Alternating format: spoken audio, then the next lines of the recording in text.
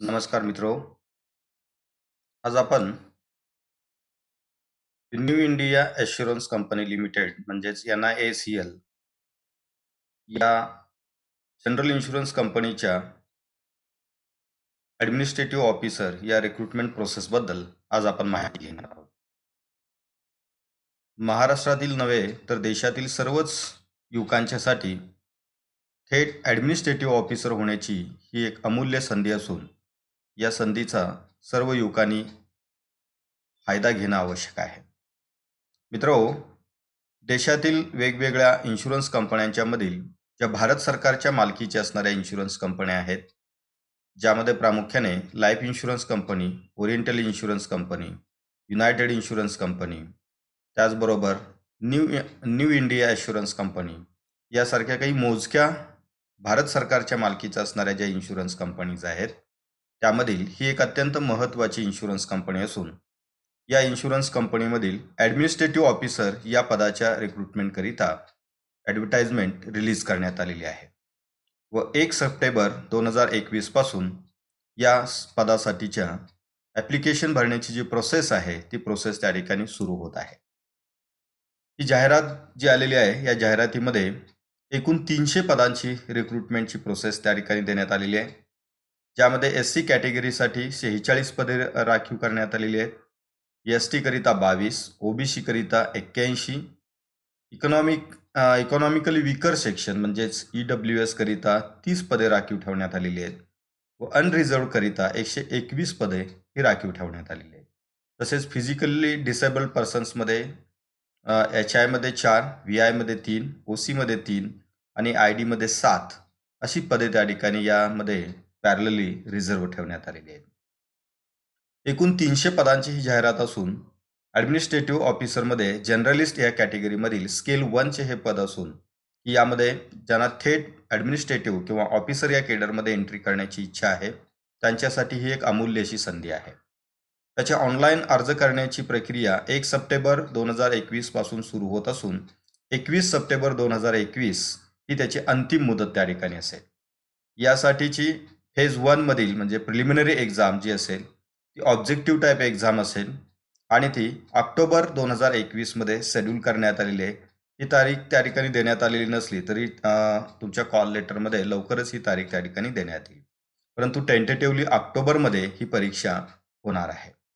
त्यानंतर जी men's exam असते की ज्याला आपण त्या ठिकाणी फेज 2ची एक्झाम असं आपण म्हणतो, ती ऑब्जेक्टिव्ह प्लस डिस्क्रिप्टिव्ह अशी त्या ठिकाणी असणार आहे आणि ती नोव्हेंबर 2021 मध्ये होणार आहे. एक्झॅक्ट तारीखही त्या ठिकाणी नंतर तुम्हाला कळवण्यात येणार आहे.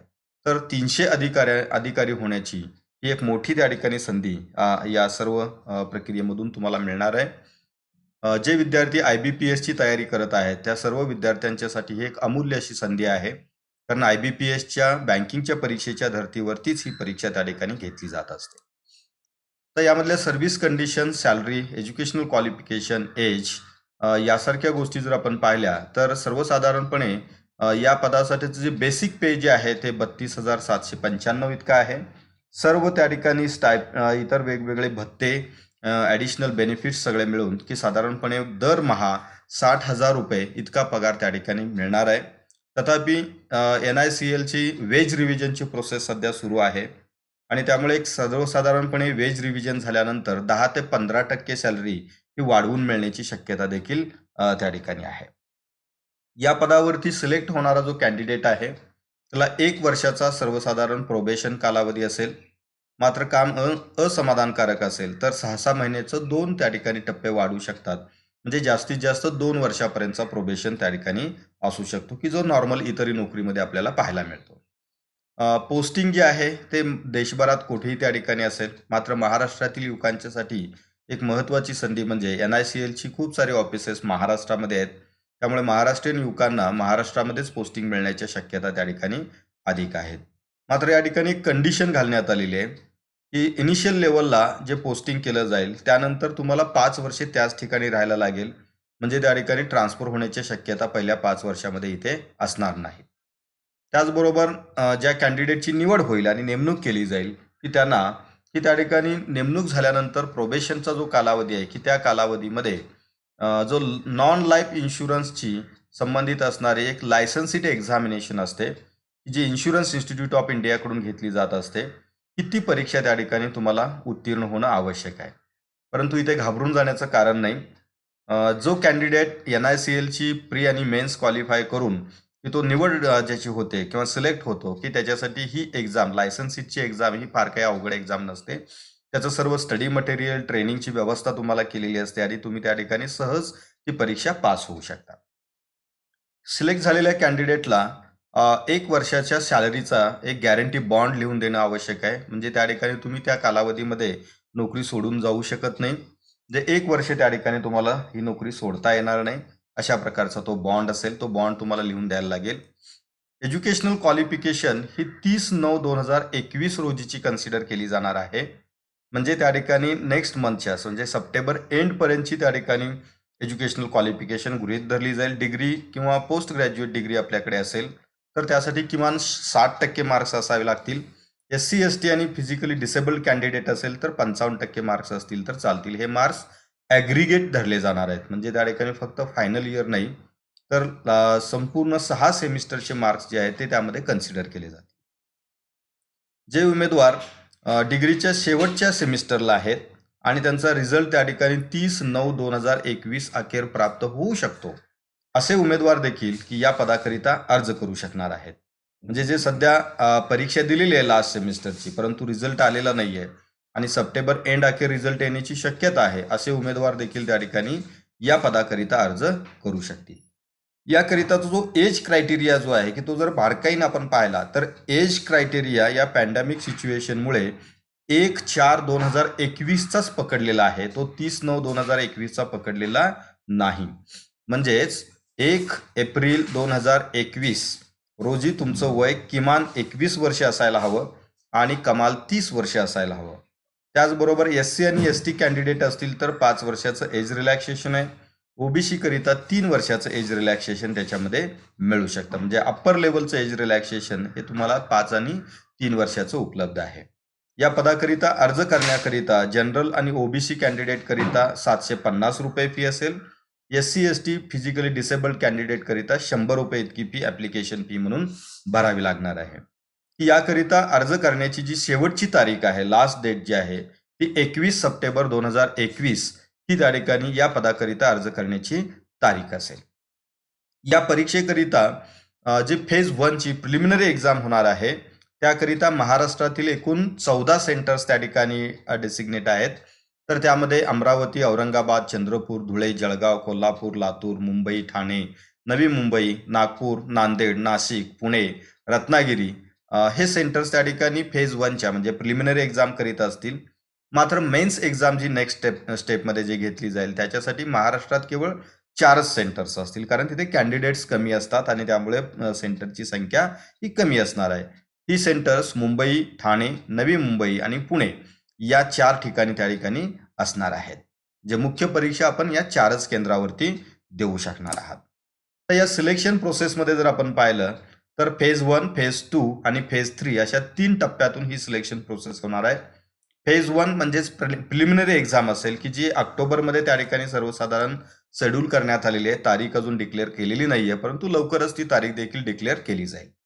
त्यामध्ये जनरल IBPS प्रमाणेच 100 मार्काची प्रिलिमिनरी एक्झाम असेल की ज्यामध्ये English language, reasoning ability, quantitative aptitude याचे ऑब्जेक्टिव्ह टाईप ऑनलाईन एक्झामिनेशन होईल आणि यामध्ये त्या ठिकाणी मॅक्सिमम मार्क्स जे आहेत ते इंग्लिशसाठी 30, रिझनिंगसाठी 35, क्वांटिटेटिव्ह ॲप्टिट्यूडसाठी 35.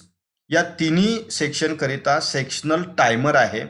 प्रत्येक सेक्शनकरिता 20 मिनिटाचा कालावधी तुम्हाला असेल. म्हणजे 20 मिनिटे होईपर्यंत तुम्हाला नेक्स्ट सेक्शन सोडवता येणार नाही. या दोन्ही या सेक्शनमधील रिझनिंग आणि क्वांटिटेटिव्ह ॲप्टिट्यूडसाठी तुम्हाला इंग्लिश आणि हिंदी हे दोन्ही माध्यम उपलब्ध असतील. यामध्ये सर्वात महत्त्वाचा जो भाग आहे तो म्हणजे इथे सेक्शनल कट ऑफ IBPS प्रमाणेच असणार आहे. म्हणजे त्या सेक्शनमध्ये किमान जे काही आवश्यक मार्क्स आहेत ते तुम्हाला त्यामध्ये मिळणं गरजेचं आहे. Penalty for wrong answers IBPS प्रमाणेच त्या ठिकाणी प्रिलिमिनरी एक्झाम आणि मेन्स एक्झाम या दोन्ही एक्झाम करिता चुकीच्या उत्तराला की त्या ठिकाणी 1.25 म्हणजे 1/4 मार्क हे पेनल्टी म्हणून लावले जातील. जे उमेदवार प्रिलिमिनरी एक्झाम त्या ठिकाणी क्वालिफाय होतील त्याच्यामधून एका पदाकरिता 15 याप्रमाणे शॉर्टलिस्टिंग केलं जाणार आहे. इथे एक सर्वात महत्त्वाची बाब म्हणजे IBPS मध्ये सर्वसाधारणपणे एकास 10 प्रमाणे शॉर्टलिस्टिंग केलं जातं. मात्र NISCLच्या या एक्झाममध्ये एकास 15 प्रमाणे मेन्ससाठी शॉर्टलिस्टिंग केलं जाणार आहे.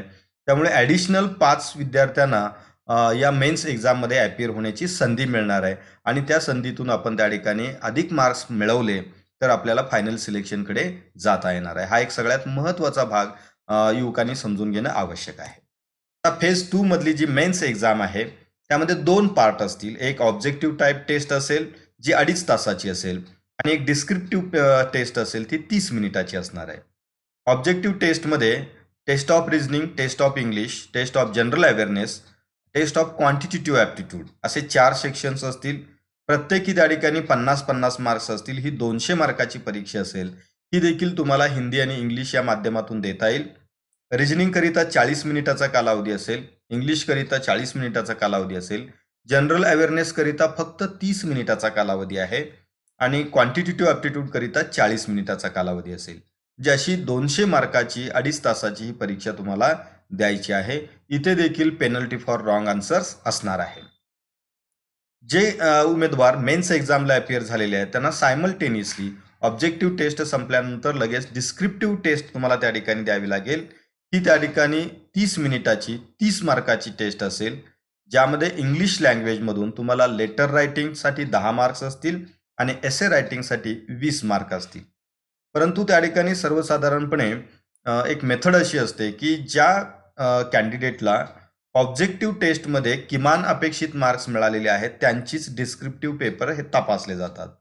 परंतु घाबरून जाण्याचं कारण नाही. डिस्क्रिप्टिव्ह टेस्टचे मार्क्स जे आहेत ते फायनल सिलेक्शनसाठी कन्सिडर केले जात नाहीत. की एक त्यामध्ये किमान अपेक्षित मार्क्स तुम्हाला मिळाले म्हणजे तुम्ही त्या ठिकाणी इंटरव्ह्यूसाठी क्वालिफाय होत असता. फायनल सिलेक्शनसाठी हे मार्क कन्सिडर केले जाणार नाहीत.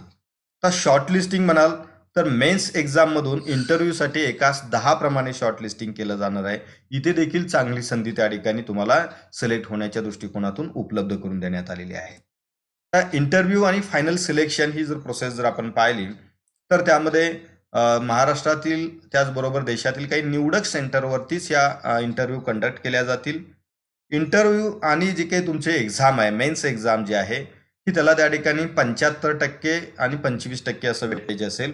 म्हणजे त्या ठिकाणी मेन्स एक्झामचे जे 200 मार्क्स आहे त्याला 75% वेटेज आणि इंटरव्ह्यूसाठी जे 100 गुण आहे त्याला 25% वेटेज त्या ठिकाणी असणार आहे.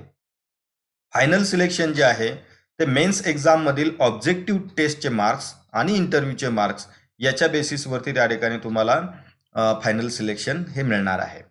जॉईनिंगच्या बाबतीमध्ये जर आपण पाहिलं तर सिलेक्टेड कॅन्डिडेट जे आहेत ते काही बॅचेसमध्ये त्यांची अपॉइंटमेंट होणार आहे. म्हणजे त्या ठिकाणी हायर मार्क्स असणाऱ्यांची एक बॅच केली जाईल. त्यानंतर दुसरा टप्पा, तिसरा टप्पा की अशा वेगवेगळ्या बॅचेसमध्ये त्या ठिकाणी म्हणजे 300च्या 300 लोकांची appointment he at a time होईल असं नाही. ती वेगवेगळ्या 3-4 टप्प्यामध्ये देखील त्यांची अपॉइंटमेंट होऊ शकते. कारण मॅनेजमेंटला ज्या पद्धतीने त्या ठिकाणी या कॅन्डिडेटची आवश्यकता आहे त्या टप्प्यामध्ये ती अपॉइंटमेंट होण्याची शक्यता आहे. कदाचित यामध्ये पदसंख्या आणखी वाढण्याची देखील शक्यता NICL कडून वर्तवलेली आहे. फायनल सिलेक्शनचं ऑफर लेटर किंवा अपॉइंटमेंट लेटर मिळाल्यानंतर की आपल्याला मेडिकल फिटनेस सर्टिफिकेट आवश्यक असणार आहे. हे मेडिकल फिटनेस सर्टिफिकेट सबमिट केल्याशिवाय आपल्याला जॉईनिंग करता येणार नाही. सर्वसाधारणपणे जी 300 पदं आहेत या 300 पदाच्या 50% ही त्या ठिकाणी वेटिंग लिस्ट क्रिएट केली जाईल. जर त्या ठिकाणी सिलेक्शनच्या लिस्टमधील कॅन्डिडेट जॉईन झाले नाहीत तर वेटिंग लिस्टमधील गुणानुक्रमे हायर मार्क्स असणारे जे कॅन्डिडेट्स आहेत की त्यांना त्या त्या कॅटेगरीमधून ही त्या ठिकाणी नेमणूक मिळू शकते. अर्थात वेटिंग लिस्टमधील कॅन्डिडेट जे आहेत की त्यांना आणखी एका माध्यमातून संधी मिळू शकते. जर 300 पेक्षा अधिक जागा जर क्रिएट झाल्या आणि त्याची रिक्रुटमेंट करण्याची आवश्यकता जर त्या ठिकाणी मॅनेजमेंटला वाटत असेल तर त्याप्रमाणे त्या ठिकाणी वेटिंग लिस्टमधील काही कॅन्डिडेट्सना नेमणूक मिळण्याच्या शक्यता देखील याच्यामध्ये असतात. तर मित्रो अशा प्रकारे या NISCL या संस्थेमध्ये न्यू इंडिया इन्शुरन्स कंपनीमध्ये डायरेक्ट ऑफिसर होण्याची ॲडमिनिस्ट्रेटिव्ह ऑफिसर होण्याची ही एक अमूल्य अशी संधी आहे. कोणत्याही शाखेचा जो पदवीधर किंवा पदव्युत्तर परीक्षा उत्तीर्ण झालेला जो उमेदवार आहे की ज्याला किमान त्या ठिकाणी डिग्री किंवा पोस्ट ग्रॅज्युएशनला 60% मार्क्स आहेत असा कॅन्डिडेट अर्ज करू शकतो. खूप चांगली संधी आहे. महिना सर्वसाधारणपणे 60,000 रुपये पगार त्या ठिकाणी मिळणार आहे आणि त्याचबरोबर त्या ठिकाणी वेज रिव्हिजनची प्रोसेस त्यांची सुरू आहे. त्यामुळे लवकरच त्या ठिकाणी 10 ते 15% वेज हाईक जो आहे म्हणजे वेतन वाढ जी आहे ती त्या ठिकाणी सर्वसाधारणपणे 1 वर्षभरामध्ये मिळणार आहे. तर या संधीचा सर्व युवकांनी फायदा घ्यावा. धन्यवाद.